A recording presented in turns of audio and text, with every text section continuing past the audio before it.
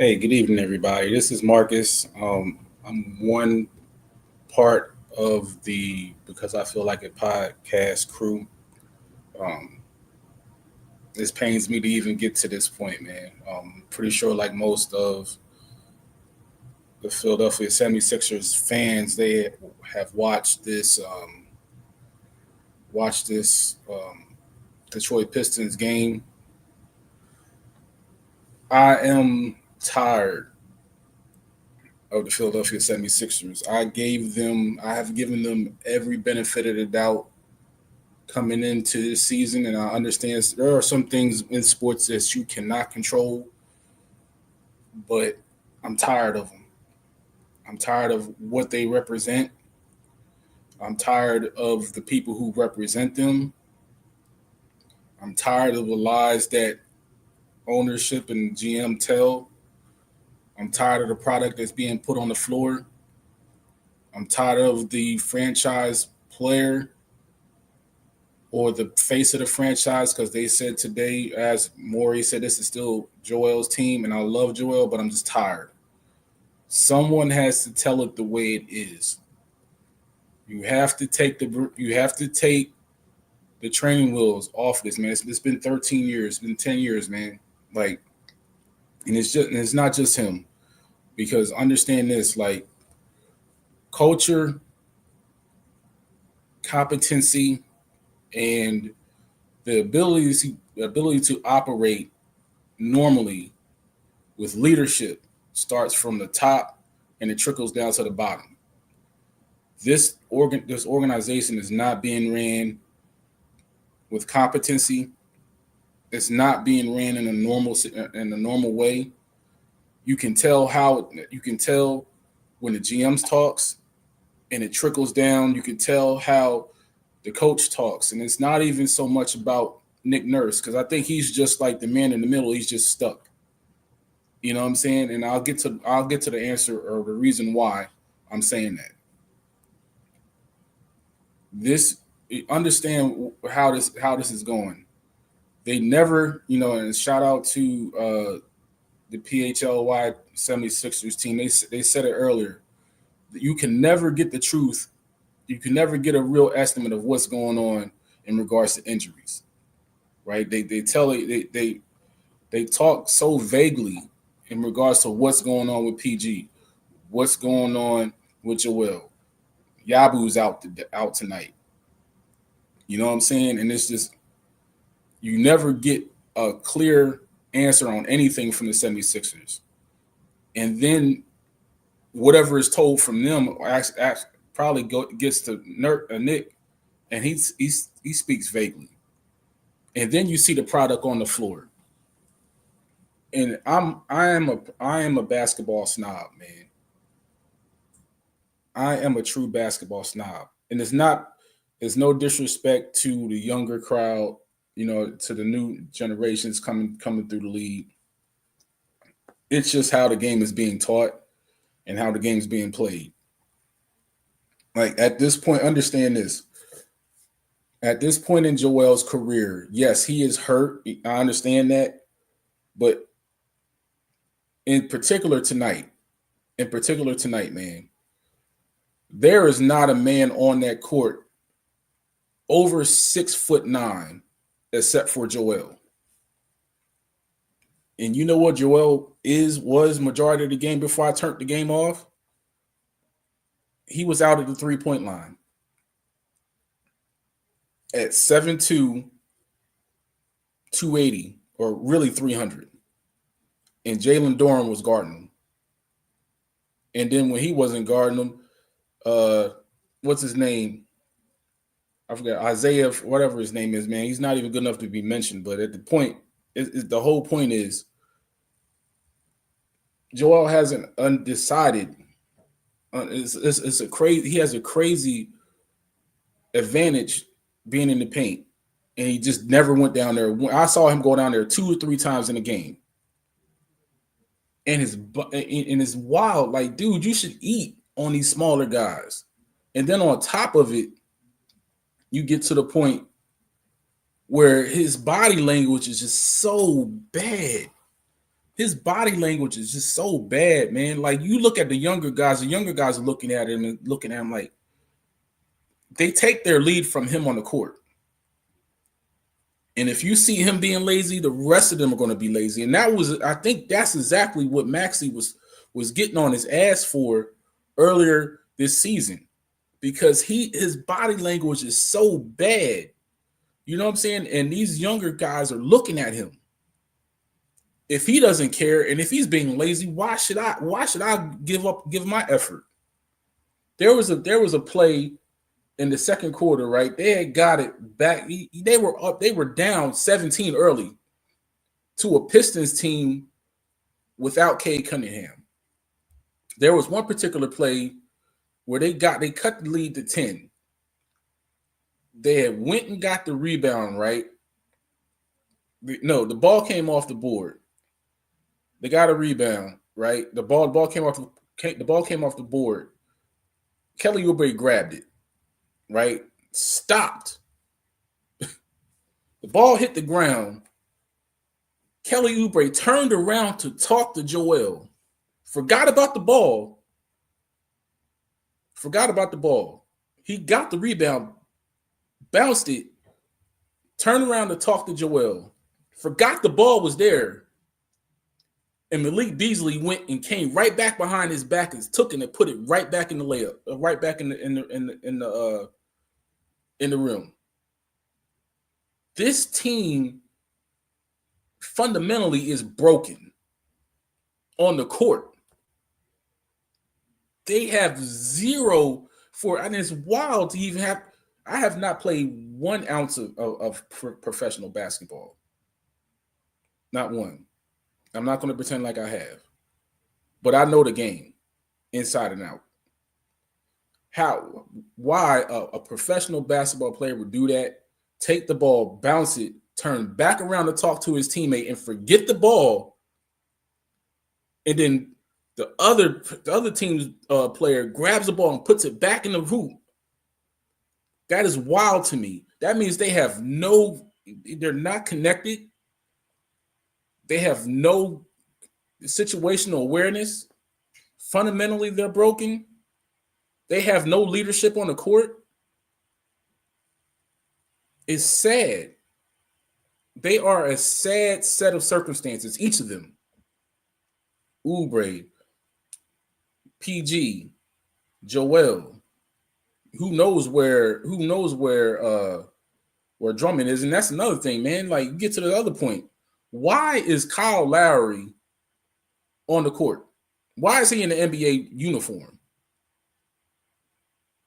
Every time he gets to running up and down the court, looks like he got shot in his leg. Looks like somebody shot him in his back. Every time. He's not. God bless him. He played a strong 17, 18 years in the league, but it's time for him to go home, dude.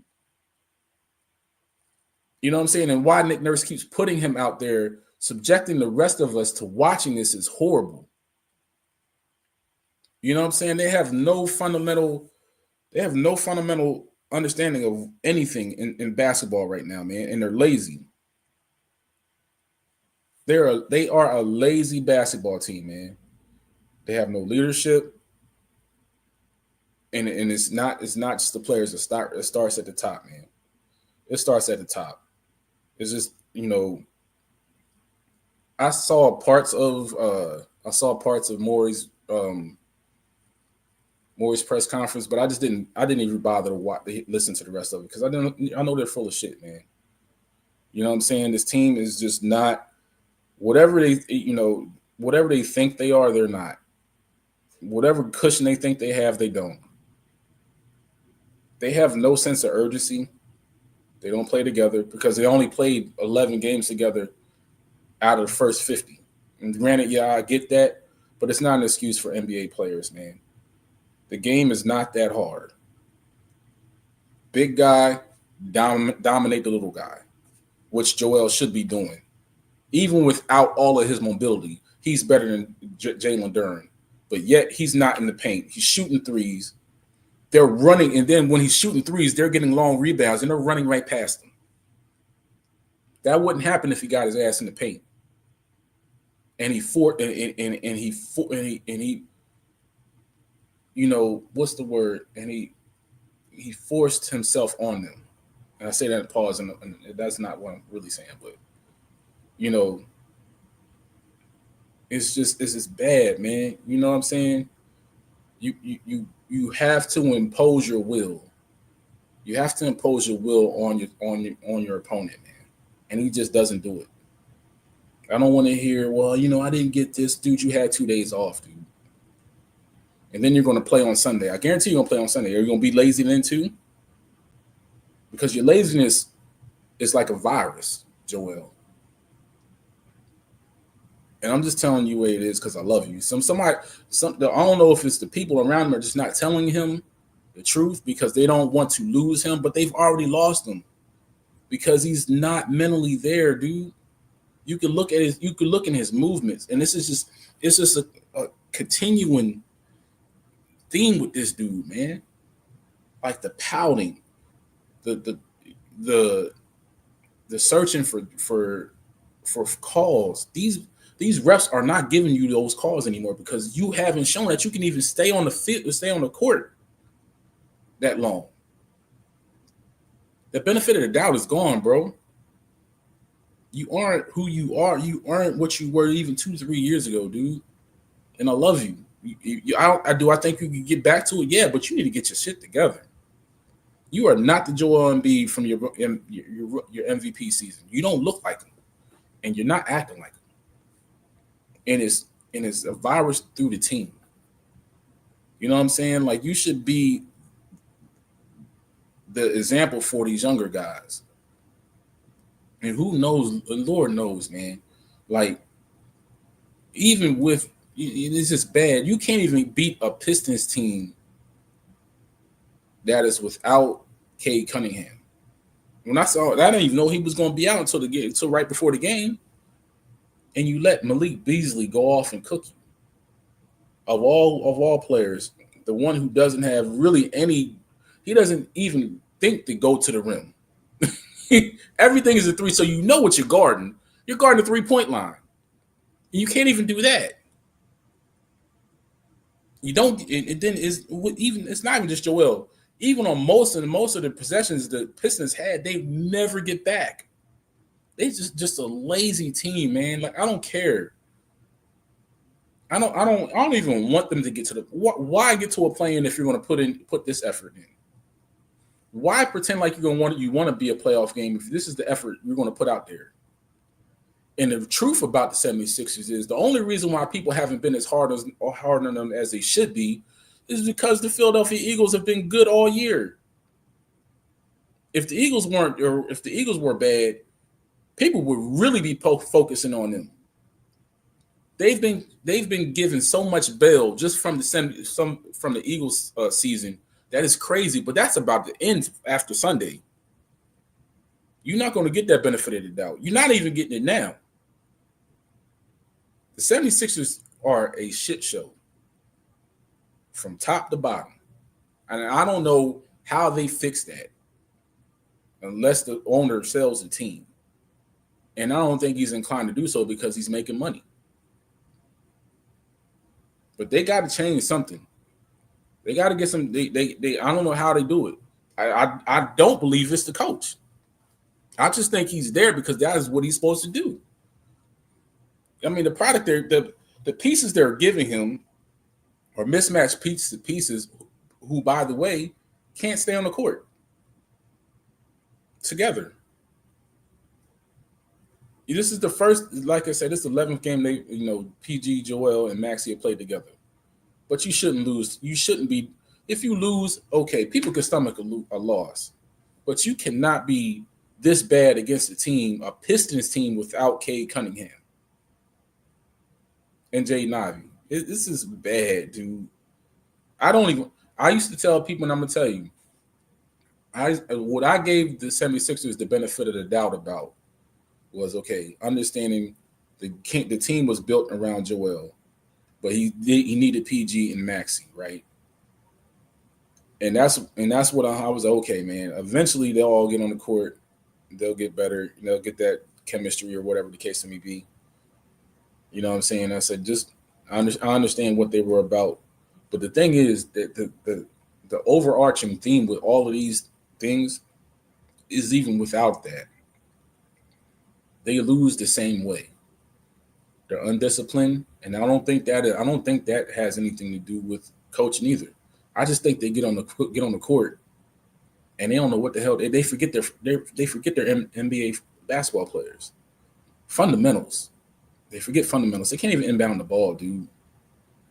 Gordon inbounded the ball. My man wasn't even paying attention. He took the ball and went right for a layup. Just the basics, man. Like, these are things you try to teach 5-year-olds that they can't do as 25, 30, and 35-year-olds. Rebounding. They don't rebound. They don't help Joel when he's down there. And then Joel can't jump, so people just go right around him and get the rebound. You know what I'm saying? Like, competency. They never do anything well consistently. And I don't think that even has anything to do with Joel not being out there. They just forget how to play as NBA basketball players altogether. They are bad on the court. And that's separate from being, and you got bad on court play and you got bad business practices in the front office. Like, you really sat there through 50 games this year and kept the open roster spot, knowing you were down people already, knowing you were down players, because you want to get under the tax level. They do too much stupid things to do this. You're not good enough to even do that. You saving money for what? So you could put out more of a product like this? As a 76ers fan, I am embarrassed, dude. I don't even want to watch them anymore. I don't. They take the fun out of hoops, man. I'm watching the ladies play ball, the unrivaled ladies. I get more fun out of them. And please, everyone start watching them, because the unrivaled games are good. I don't really care what anybody says. Those games are good. But the 76ers are horrible, man. They are horrible. And I'm just tired. I'm tired of just seeing them do the same things over and over and over and over again. And it's hard to stomach.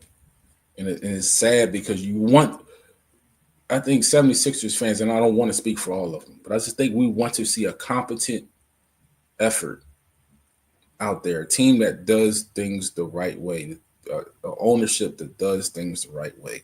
And we're not getting that. We're not. They're a shit show. I'm tired of the 76ers, man. I don't want to watch them. After the Super Bowl Sunday, I probably won't even care if they on the court anymore, man. Like, I'm not settling. And that's another thing, as fans, oh yeah, just get to the playoffs. Nah, dude. I'm not settling for anything but what I want to see as a 76ers fan anymore. They've had too many opportunities to get this right. Way too many opportunities. I don't want to see them squeak in at a 10th seed. I don't want to see them be a 9th seed or 8th or 7th. I don't want to see any of that. They're just not a good team. Ownership isn't good. The team isn't good. Their energy is bad. Their body language is bad, and that comes from Joel, because he's a leader out there. It all comes from him. I'm just tired of the 76ers, man. It's not worth watching anymore. And I don't know if I'm going to watch again this year, because I don't want to be disappointed in the quality of product they're putting on the court. It isn't worth watching, dude. There's a lot of other things people can be doing than watching the 76ers, and I don't blame them if they don't, because they're not giving you a reason to want to watch them. And I love Maxey, but that's not enough of a reason to watch them as a whole. I know what I'm going to get out of him. He may have a bad game, but he's going to give you everything he got. I can't say the same for Joel. I can't say the same for PG. I need to see a little bit more from him, but I don't really want to see him anymore. I just think as a whole, they're just rotten. And I don't want them to rot or waste Maxi at this point because, obviously Joel was on the backside.